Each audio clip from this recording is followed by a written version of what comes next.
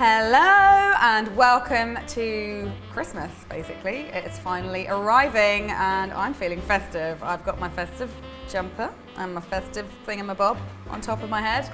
And things are pretty festive all round, really, so why not let's make something festive too. Right now I'm going to make some Christmas pudding chocolate cupcakes, and these guys are so cute.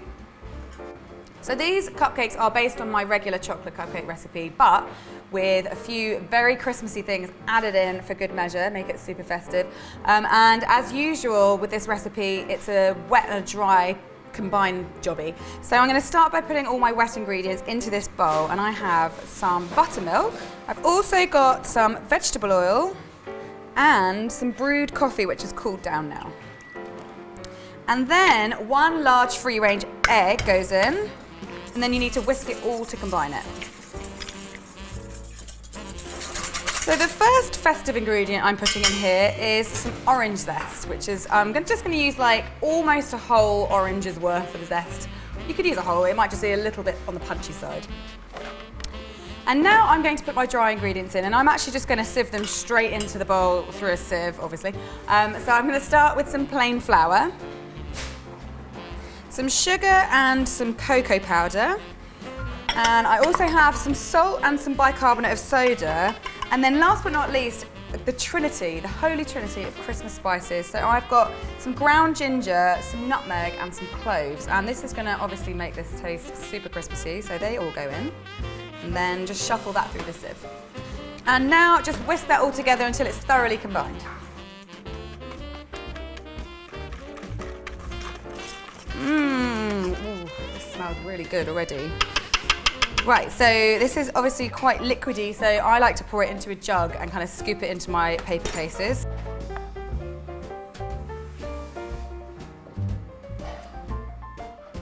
And once you've distributed it evenly among your 12 cupcake cases, you need to bake these at 150 degrees C for around 20 to 22 minutes until they're nice and springy on the top. Welcome back! Now it's time to make the buttercream, and it wouldn't be Christmas without a little bit of brandy. Obviously, some of you out there might not want to use brandy or any kind of alcohol, so for this recipe, just switch out the brandy for something like orange juice. But I really like the flavour of the brandy. I don't drink, but I really like the flavour of the brandy with all the Christmassy flavours. It's just great! So, as normal, I'm going to start with my soft unsalted butter, which I'm going to beat for about 5 minutes until it's really pale and fluffy.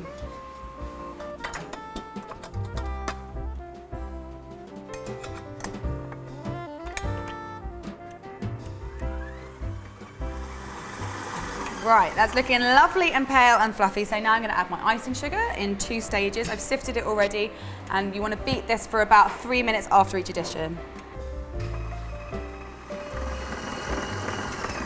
Right, this is ready to go, so I'm going to put the liquid in it, and obviously normally I would use whole milk, but because this is Brandy Buttercream, I'm using brandy. You could obviously use whiskey as well, something like that, something Christmassy of course. So I'm going to start by putting 2 tablespoons in, giving it a little mix, and then see if it needs more.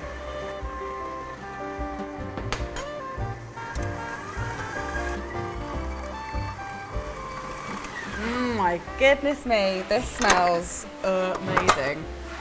So obviously if you've used brandy, then it's going to smell really nice and Christmassy already. This buttercream now is like beautiful and silky and white. So I'm just going to put that into a piping bag, clear the decks, and then we'll finish them off. Right, so I've got my buttercream in a piping bag with a big round nozzle on the top. And the first stage of the decoration is just going to be one round blob, so here we go.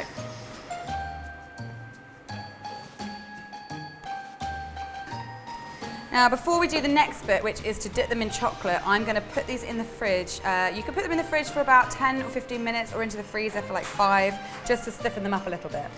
So these have come out of the freezer, so they're not completely frozen, they're just a little bit firmer to the touch because the next bit is to dip them in melted chocolate, and I didn't want the very soft buttercream to kind of blob off into my chocolate. So I have some dark chocolate, which is actually couverture chocolate, which is 55% cocoa solids rather than 70, but feel free to use 70 if you want. It's also got a little bit of cocoa butter in it, just to help it sort of stay liquidy. And I'm going to dip these guys in and then put them in the fridge for about 5 or 10 minutes before finishing them off.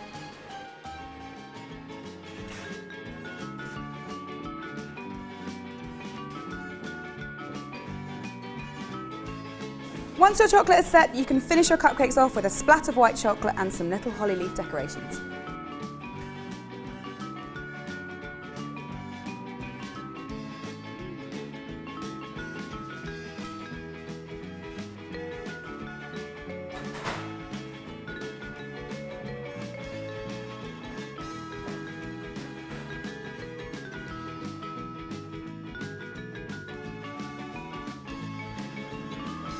And there it is, the finished, adorable, little, cute Christmas pudding cupcake. Not only looking like a little Christmas pudding, but also tasting really Christmassy. So please give that a go. If you do, take a picture, put it on Instagram, use the hashtag Cupcake Jemma. I will be back next week with another festive treat for you, so I will see you then. In the meantime, I hope you make lots of these. Just keep making them until Christmas, basically. Bye.